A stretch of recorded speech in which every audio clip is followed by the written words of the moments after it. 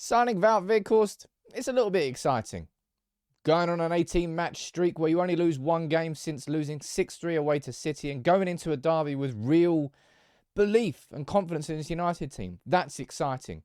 None of it matters in comparison to the Glazers selling Manchester United.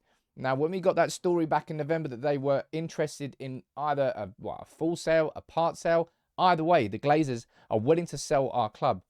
That was a moment we've been waiting for nearly 20 years. And there's an update today from James Ducker and the Telegraph that we should be expecting bids from Middle Eastern interested parties, from US interested parties, and Asian interested parties, all of which want to buy Manchester United. I'm going to run through this full article here in this video, so make sure you drop a like and subscribe if you're new to the community, because trust me, you want to be part of it.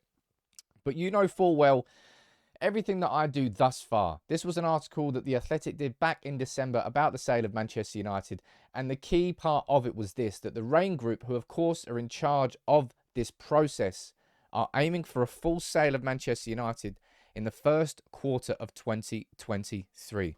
And we've seen the photos of Avram Glazer out in Doha twice. I'm here to watch football. You know what? You're not there to watch the football. We know you're not. You're there to discuss selling Manchester United.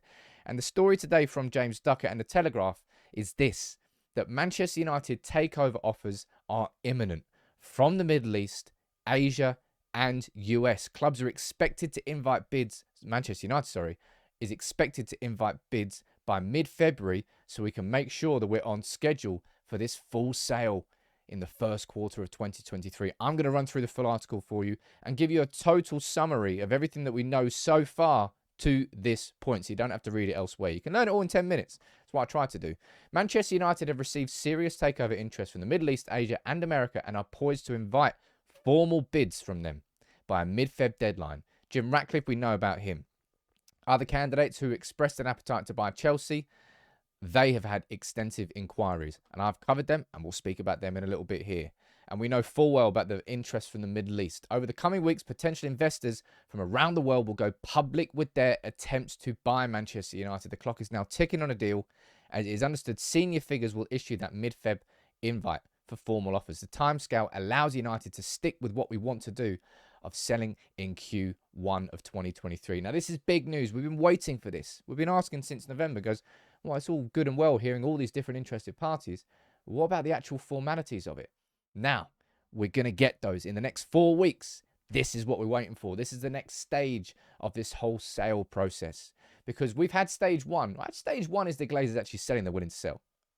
Stage two is all these interested parties coming forward. Now, let me run through a list of those. Because you know, I've tried, I think I have covered every single one of them here on United People's TV. Dubai has been one of the most not highly considered, but for a lot of people, it's considered a very real possibility, I would call it, that Dubai will own Manchester United. I covered it there. I also did a separate podcast with Nicholas McGeehan to sort of try and understand the morality of it all behind any potential Dubai takeover. And on top of that, I covered Qatar this week. Now, with the Qatari possible takeover, I don't personally want it to happen because I think it's going to be a minority takeover. And I covered that in that video. As well as that, we covered everything on the Saudi Arabia side of things after the sports minister said that they would back private sector bids for Manchester United, which should, well, you know exactly about Saudi Arabia. The Public Investment Fund own Newcastle, so they can't own two clubs. But if it was private, they could do it. And in Saudi Arabia, all private investors, they basically go back towards the private investment fund. Anyway, Saudi Arabia, and they've been linked with, remember these pictures that came out with the shirt sponsorship deal that didn't go through? So that's Dubai. Go through these. Dubai, Saudi Arabia, and Qatar. And then we go to America and Harrison Blitzer. Now, I've done a separate video on this already. You can't see the full scale of it there. Let me get that on screen. They're worth a lot of dough. They've got a lot of clubs in their portfolio as well. There are serial sports investors, and it's a US consortium. And for a lot of United fans, just red flag, red flag. Fuck that.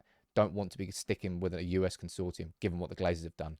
And I covered all the big corporations in it. Amazon were linked with a move for Manchester United, and so were Apple. I don't know whether either of those two will go any further in their interest, or whether it was just stories using Manchester United's name at the time and linking big tech companies with takeovers. But I looked at it from a logical perspective of Apple all of a sudden getting access to a 1.1 million customer base, customer base. They'd love that. And Amazon would too. Amazon pushing content. There was kind of a logic behind all of that. And from an Asian perspective, we've had Mukesh Ambani, the Indian businessman, billionaire, not just a businessman. He's been linked with the takeover of Manchester United. I'm not sure about any other linked parties from India as well. But on top of that, of course, we go back to the original one, Jim Ratcliffe. Remember him? I remember him. We covered all of that right at the very beginning. Now, Jim Ratcliffe, all gone quiet on the Western Front. Not really hearing much from him on what's going forward on that. But look at all those interested parties. So many, and we know full well that United need one. Financially, we are a club that is hamstrung by our owners. And that's why these protests have been so important. Big up to what the 1958 have done. Big up to what they continue to do. If you go to the City game, there's a protest happening before the game, starting at the toll gate and the Gorse Hill pub, both meeting at the top of Smack Busby Way. If you can, go to one of those. Let's read through. There's more information in this article. As I said, this is the beginning of the next stage of the sale of Manchester United. That's probably what I would say. It is unclear whether the Glazers would want to completely end their hugely controversial 18-year ownership. United are expected to inform interested parties in the coming days that formal bids will be taken next month for total buyouts as well as minority stakes. Now, for a lot of United fans, and that is myself included for sure, fuck that. No, that's worst case scenario. We want a full takeover. And that's why that idea of Qatar scared me a little bit, because it looks like they're looking for minority investment. There appears still to be flexibility around the mid-Feb deadline, but the club still aims to complete a deal within the first quarter or by the end of April. That's just extending it by a month, a bit random. Now, look, just running through the different options here, Saudi Arabia, Qatar, and we know full well, look, co-owner Avram Glazer flew to the World Cup in Doha last month and held a number of informal meetings. Yeah, of course you were there, just for the football, Avram Glazer. Imagine believing anything that comes out that dude's mouth. I don't even believe he thinks a word of it either. But this is what we've been waiting for. This is the next step, the next stage of it. And to hear that Manchester United are now inviting people to the table, say, look, you've been interested in us. We've gone from Dubai to Qatar to Saudi Arabia to America, Harrison Blitzer, to Apple, to Amazon, to Apple, to Jim Ratcliffe, to Mukesh Ambani. Right, lads, put your money where your mouth is. And we're going to get those bids in. Now, because Manchester United are a publicly traded company, I believe that when these bids go in, there has to be an announcement to the New York Stock Exchange. Anybody who knows far more clued up on that, let me know in the comments below. And I'm only saying that out of what I think. I'm not saying that as an absolute genuine fact. Remember that when I'm suggesting that. And it'd actually be good to speak to somebody who's got real insight. Maybe I can get an interview with somebody. If anyone's watching who does have insight and knowledge in that, let me know in the comments. Slide into my DMs or on Twitter or Instagram. It'd be great to get an interview.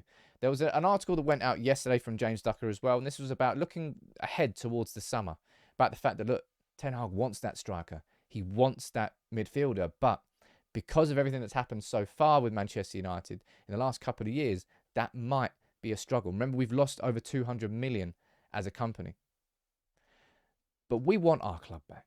And as I said at the very start of the video, man, you can give me all your signings about Weghorst. You can go back to the summer with Casemiro, Anthony, Eriksen, Martinez. It doesn't matter. None of it matters in comparison to the Glazers selling the club. This is going to be the cornerstone of what's coming next. And as I said, the latest from James Ducker is that the bids are now imminent. In the next month, here on United People's TV, I imagine we're going to be covering plenty of that. Every single bid that goes in, every bit of news, every update, I'll cover it in as much detail as possible. So make sure you subscribe if you are new. Whoa. It's an exciting time coming up for Manchester United, man. We've been in the shadows for so long as a football club, on and off the pitch. On the pitch, things are starting to improve. Ten Hag is reinstalling some belief. And off the pitch, we're getting a step closer to the most important moment in this football club's history. And I don't know how long.